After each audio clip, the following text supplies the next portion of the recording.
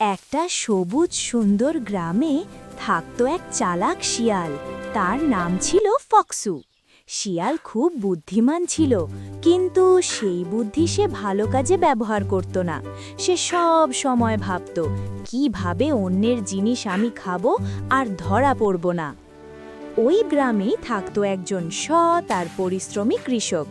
সবাই তাকে ডাকত কৃষক ভাই। কৃষক ভাই খুব ভালো মানুষ ছিলেন। তিনি সকাল থেকে সন্ধ্যা পর্যন্ত মাঠে কাজ করতেন। একদিন কৃষক ভাই মাঠে শাকালু রোপণ করার জন্য জমি তৈরি করছিলেন। তিনি ভাবছিলেন, এবার যদি ভালো ফলন হয় সবাইকে শাকালু খাওয়াতে পারব। জঙ্গল থেকে এই সব কিছু দেখছিল শিয়াল। তার চোখ চকচক করে উঠল। সে মনে মনে বলল, শাকালু, খুব মজা হবে। ফক্সু তখন একটা চালাকি পরিকল্পনা বানালো। সে কৃষক ভাইয়ের কাছে গিয়ে খুব মিষ্টি করে বলল, কৃষক ভাই, আমি তো অনেক কিছু জানি। আপনি যদি শাকালু আগে সিদ্ধ করে তারপর রোপণ করেন, তাহলে ফলন হবে দ্বিগুণ।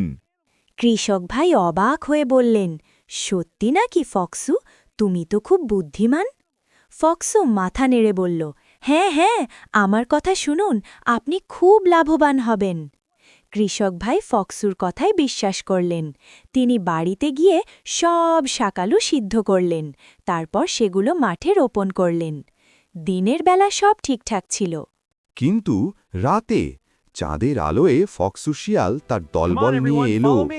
সব শিয়াল হাসতে হাসতে বলল, আজ তো দারুণ ভোজ। সব শিয়াল মিলে মাঠের সব সিদ্ধ শাকালু খেয়ে ফেলল, একটাও বাকি রাখল না। সকালবেলা কৃষক ভাই মাঠে এসে দেখলেন কোনো শাকালু নেই, সব শেষ। তিনি খুব দুঃখ পেলেন। তখন তিনি বুঝলেন, আহা, আমি শিয়ালের কথায় ভুল করেছি। কৃষক ভাই বললেন, অচেনা আর চালাক কারও কথায় ভাবনা ছাড়া বিশ্বাস করা ঠিক না। অন্যদিকে শিয়াল দূরে বসে হাসছিল, কিন্তু গ্রামবাসীরা সব জেনে গেল। এরপর কেউ আর শিয়ালের কথা বিশ্বাস করল না। শিয়াল বুঝল, চালাকি করে একদিন লাভ হলেও শেষে সবাই দূরে সরে যায়।